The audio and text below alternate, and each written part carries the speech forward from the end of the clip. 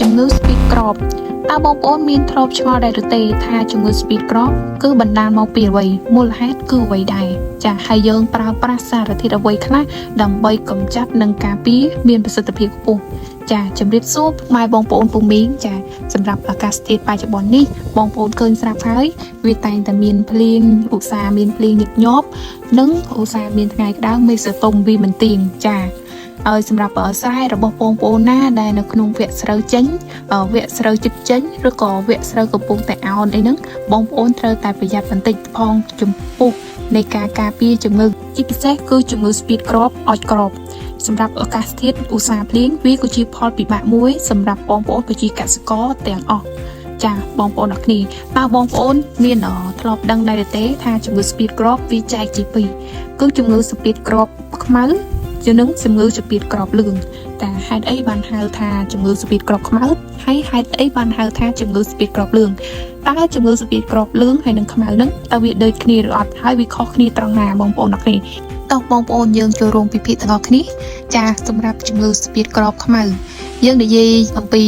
speed crop ខ្មៅមុនណាបងប្អូនចាជំងឺ speed crop ខ្មៅនេះគឺភាគច្រើនគឺបណ្ដាលមកពីផ្សិតក្នុងករណីទី1គឺបណ្ដាលមកពីផ្សិតមកពីអាកាសធាតុប្រែប្រួលមិនទៀងវាងាយកើតជាផ្សិតហើយវាមានច្រើនប្រភេទផ្សិតធ្វើការវិលុកបងប្អូនអ្នកនេះចាផ្សិតមានដូចជា Pyrigorary aureae ឬក៏ Bipolaris aureae ឬក៏មានប្រភេទផ្សិតផ្សេងៗទៀតគឺមានច្រើនផ្សិតធ្វើការវិលុកសម្រាប់ជំងឺ speed crop ខ្មៅចានៅក្នុងហ្នឹងគឺមានផ្សិតរបស់ជំងឺផ្លាស់និងផ្សិតរបស់ជំងឺអុចត្នោតទៀតណាបងប្អូនអ្នកនេះចាហើយសម្រាប់ករណីទី2គឺបណ្ដាលមកពីពីងពីងជញ្ជក់ចាពីងពីងជញ្ជក់ក៏វាអាចក៏ធ្វើឲ្យកកើតជំងឺ speed crop ខ្មៅបានដែរបើសិនបងប្អូនមិនមានការបាញ់កម្ចាត់ពីងពីងជញ្ជក់និងបាញ់ថ្នាំការពារជំងឺអុចក្របទេវានឹងធ្វើឲ្យក្របនឹងវាឡើងអុចឬក៏ស្ពាតតែម្ដងបងប្អូនអរគ្នាចាប៉ុន្តែភាគច្រើនពីងពីងជញ្ជក់នឹងវាគ្រាន់តែធ្វើឲ្យស្រូវពិបាកចេញនិងអុចក្របទេក៏ដូចជាដីរបស់បងប្អូនដែលមានជាតិដែកអាឡូមីញ៉ូមជាដើមវានឹងធ្វើឲ្យស្រូវរបស់បងប្អូននឹងឡើងអុចតែបើសិនធ្ងន់ក៏វាអាចធ្វើឲ្យឡើងវាកើតជាជំងឺអុចត្នោតហើយspeed cropខ្លាំងទៀតបងប្អូនចាប៉ុន្តែចំណុចដែលសំខាន់នឹងគឺមូលហេតុដែលសំខាន់នឹងបងប្អូនគឺវាបណ្ដាលមកពីផ្សិតបណ្ដាលមកពីអាកាសធាតុវាងាយកកើតនៃជំងឺផ្សិតវាធ្វើការវិលុកបងប្អូនអរគ្នាចាហើយសម្រាប់សារធាតុដែលយើងធ្វើការកម្ចាត់ជំងឺ speed crop ខ្មៅបងប្អូនចាគឺមាន azoxystrobin, hexaconazole, difenoconazole ហើយនិងសារធាតុផ្សេងៗទៀតពួកអីសារធាតុកម្ចាត់នៅលើទីផ្សារមានច្រើនណាស់បងប្អូនអញ្ចឹងបងប្អូនត្រូវតែជ្រើសរើសប្រភេទថ្នាំណាដែលកម្ចាត់សមស្របទៅតាមស្ថានភាពស្រូវសម្រាប់ជំងឺ speed crop ខ្មៅសម្រាប់ថ្នាំកម្ចាត់ជំងឺ speed crop ខ្មៅខាងក្រុមហ៊ុនកសិកម្មវិសាលសូមណែនាំជូនទៅដល់បងប្អូនប្រភេទថ្នាំមានដូចជាសាច់បិន Beba, Hexa B6, Telves ចាបើសិនស្រែរបស់បងប្អូនមានជំងឺផ្លាស់វៃលុកខ្លាំងអីហ្នឹងសូមបងប្អូនថែមជំងឺផ្លាស់ចូលចាថែមថ្នាំកម្ចាត់ជំងឺផ្លាស់ចូលមានសារធាតុដូចជា Phenolsanil នៅក្នុងដបដៅអូងបេម៉ូចា Phenolsanil គឺជាប្រភេទសារធាតុដែលឯកទេសកម្ចាត់ជំងឺផ្លាស់ដែលមានប្រសិទ្ធភាពខ្ពស់ហើយត្រជាក់ដើមសមស្របទៅនឹងការដែលយើងប្រើកម្ចាត់នៅក្នុងវគ្គស្រូវចេញបងប្អូនអ្នកនេះចាសម្រាប់បញ្ហាមួយទៀតគឺជំងឺ speed crop លឿងបងប្អូនចាជំងឺ speed crop លឿងនេះគឺបណ្ដាលមកពីបាក់តេរីមិនមែនបណ្ដាលមកពីផ្សិតទេចាហើយក៏បណ្ដាលមកពីបាក់តេរី Persinomonas plumae ឬក៏ហៅថា Burkholderia plumae ចាជំងឺ speed crop លឿងនេះបងប្អូនបើសិនយើងអត់មានការគ្រប់គ្រងទាន់ពេលទេវានឹងធ្វើឲ្យស្រូវរបស់បងប្អូននេះដូចនៅក្នុងរូបភាពចឹងចាវាធ្វើការ speed crop ពណ៌លឿងចាវាអត់មានក្របហ្មងណាបងប្អូនចាវាដូចសម្ដីចឹងបងប្អូនស្ដីមិនគឺចឹងវាអត់មានដាក់ក្របទេ speed crop លឿងហើយស្រូវបើសិនវាវៃលុកធ្ងន់វិញវាធ្វើឲ្យស្រូវហ្នឹងវាឈរត្រង់ហ្មងគឺវាដាក់ក្របតែបងប្អូនអញ្ចឹងបងប្អូនត្រូវតែប្រយ័ត្នបន្តិចសម្រាប់ជំងឺ speed crop លឿងជាពិសេសសម្រាប់ស្រែរបស់បងប្អូនណាកំពុងតែធ្វើការចេញ បច្ចុប្បន្ននេះនៅរដូវភ្លៀងបងប្អូនត្រូវតែបាញ់ការពារគុំចាំតែមានជំងឺចាំយើងធ្វើការបាញ់ណាចាហើយសម្រាប់សារធាតុដែលយើងគួរតែប្រើបាញ់វិញគឺប្រភេទសារធាតុដែលកម្ចាត់បាក់តេរីចាដូចជាអូសូលីនីកអាស៊ីត Bismuth កាស៊ូហ្គាមីស៊ីន Streptomycin និងប្រភេទសារធាតុកម្ចាត់បាក់តេរីផ្សេងៗទៀតដែលមាននៅលើទីផ្សារចាហើយនៅក្នុងវគ្គស្រូវចេញបងប្អូនត្រូវតែជ្រើសរើសជាប្រភេទថ្នាំ SC ចាប្រភេទថ្នាំត្រជាក់ដើម្បីយើងប្រើនៅក្នុងវគ្គស្រូវចេញហ្នឹងវាមិនមានការប៉ះពាល់ទៅដល់ស្រូវធ្វើការភ្ជួរគ្រាប់ដាក់ទឹកដោះសម្រាប់ថ្នាំកម្ចាត់ខាងក្រុមហ៊ុនកសិកម្មវិសាសូមណែនាំជូនទៅដល់បងប្អូនថ្នាំកម្ចាត់ជំងឺស្ពាតគ្រាប់លឿងគឺដប Bismuth VS ចាដបនេះគឺមានសារធាតុ Bismuthhiazole គឺជាប្រភេទសារធាតុដែលកម្ចាត់ជំងឺបាក់តេរីមានប្រសិទ្ធភាពខ្ពស់ចាដប Bismuth គឺជាប្រភេទ SC ចាប្រភេទ SC ហ្នឹងគឺជាប្រភេទថ្នាំត្រជាក់ឲ្យបងប្អូនយើងបាញ់នៅក្នុងវគ្គស្រូវចេញគឺវាមិនមានការប៉ះពាល់អីទៅដល់ស្រូវទេ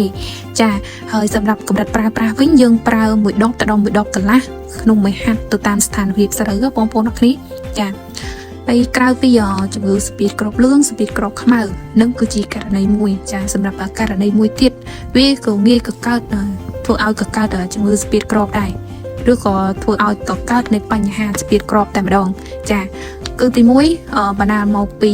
តកឺស៊ីរុងដើមចាតកឺស៊ីរុងដើមបងប្អូនវាធ្វើការបំផ្លាញស្រូវវាធ្វើឲ្យស្រូវនឹងប្រែជាសវាស្ពាតតែម្ដងវាមិនធ្វើការចូលក្របដាក់ទឹកដោះអីទាំងអស់បងប្អូនមើលទៅស្រែហ្នឹងពេលដែលស្រូវចេញហ្នឹងឃើញតាស្រូវបងប្អូនស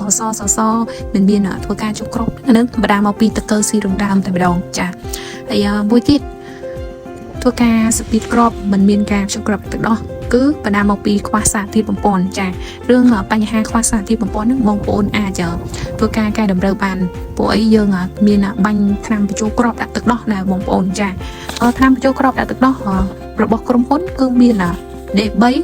បូកជាមួយនឹងស៊ីកាយើងប្រើនៅក្នុងរដូវភ្លៀងនេះចាយើងប្រើនៅក្នុងរដូវភ្លៀងនេះពួកអីយើងប្រើស៊ីកាគឺវាជំនួយឲ្យដើមហ្នឹងរឹងមាំស្លឹករឹងដើមក្រាស់មានករណីមួយទៀតបងប្អូនវាធ្វើឲ្យស្រូវរបស់បងប្អូនហ្នឹងកើតជំងឺអុចក្របធ្វើឲ្យស្ពាតក្របឬក៏ក្របហ្នឹងវាដាក់ទឹកដោះអត់ពេញណាបងប្អូនចាគឺបណ្ដាលមកពីស្រឹងជញ្ជក់ទឹកដោះស្រឹងជញ្ជក់ទឹកដោះគឺជាប្រភេទសត្វល្អិតដែលធ្វើការជញ្ជក់យកសារធាតុបំពន់អំពីក្របស្រូវចាវាធ្វើឲ្យក្របស្រូវហ្នឹងក៏កើតជាសម្ពាធវាដាក់ក្របមិនពេញ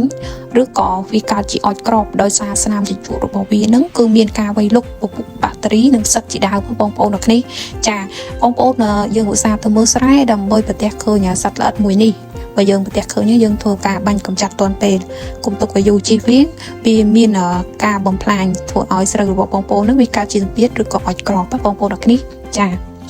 ហើយសម្រាប់ការកម្ចាត់យើងនិយាយរួមហ្មងកម្ចាត់ទាំងជំងឺស្ពាតគ្រាប់លឿងហើយនិងស្ពាតគ្រាប់ខ្មៅបងប្អូនអរគ្នាចាយើងមានវគ្គកម្ចាត់ចាសួរថាយើងត្រូវតែបាញ់វគ្គណាដើម្បីការពារបងប្អូនអរគ្នាជាដំបូងបងប្អូនត្រូវតែធ្វើការជ្រើសរើសថ្នាំបាញ់នៅក្នុងវគ្គដង្ហើមទុំពេលស្រូវចិត្តចេញណាចាយើងជ្រើសរើសបាញ់ពេលស្រូវចិត្តចេញចាដំបូងសម្រាប់ថ្នាំសត្វល្អិតបងប្អូនជ្រើសរើសយកប្រភេទថ្នាំដែលកម្ចាត់ពីពីងជញ្ជក់យកសារធាតុបំពន់ចាហើយយើងជ្រើសរើសពេទ្យថ្នាំដើម្បីការពារជំងឺអុចត្នោតជំងឺផ្លាស់ហើយនិងបាក់តេរីចាបន្ទាប់មកពេលដែលស្រូវចេញបងប្អូនស្រូវចេញបាន 100% បងប្អូនត្រូវតែជ្រើសរើសប្រភេទថ្នាំដើម្បីកម្ចាត់ជំងឺស្ពាតគ្រាប់កម្ចាត់បាក់តេរីការពារផ្លាស់ដើម្បីយើងបាញ់ការពារវគ្គនេះគឺចាំបាច់តែម្ដងបងប្អូនចាឬក៏ពាក់ដែលស្រូវចេញឆ្លោះហ្នឹងបងប្អូនអាចបាញ់វគ្គនឹងបានវគ្គហ្នឹងក៏សំខាន់ដែរបងប្អូនសម្រាប់ជំងឺតើយើងគួរតែបាញ់ថ្នាំជំងឺនៅពេលវេលាណាគឺល្អចាបងប្អូនយើងគួរតែបាញ់ថ្នាំជំងឺនៅពេលព្រឹកចាទី1គឺវាធ្វើឲ្យជំងឺហ្នឹងវាងាយស្ងួតមុខចាទី2បងប្អូនពេលព្រឹកហ្នឹងវាមិនសូវខ្យល់ទេទី3គឺបច្ចុប្បន្នហ្នឹងមេឧស្សាហ៍ភ្លៀងណាជាពិសេសគឺថ្ងៃល្ងាចគឺឧស្សាហ៍ភ្លៀងថ្ងៃល្ងាចណាអញ្ចឹងបងប្អូនពេលដែលបាញ់ថ្នាំជំងឺបងប្អូនដាក់ថ្នាំជ្រាបកាន់តែល្អប៉ុន្តែជ្រើសរើសប្រភេទថ្នាំជ្រាបណាជាប្រភេទ SC ប្រភេទត្រជាក់ណាចាហើយសម្រាប់ថ្នាំសត្វល្អិតបើសិនបងប្អូនដាក់លាយជាមួយថ្នាំជំងឺបានក៏ដាក់ទៅបើសិន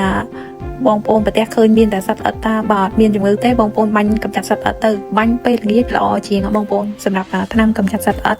ចាហើយមួយទៀតអ្វីដែលសំខាន់នៅក្នុងវគ្គស្រូវចេញនេះគឺបងប្អូនត្រូវតែឧស្សាហ៍ទៅមើលស្រែពេលដែលបងប្អូនទៅមើលស្រែទៅយើងនឹងប្រទះឃើញមុខសញ្ញាជំងឺហើយនឹងសត្វល្អិតទាន់ពេលហើយយើងបាញ់កម្ចាត់ការពារទាន់ពេលបងប្អូនអរគ្នា ចា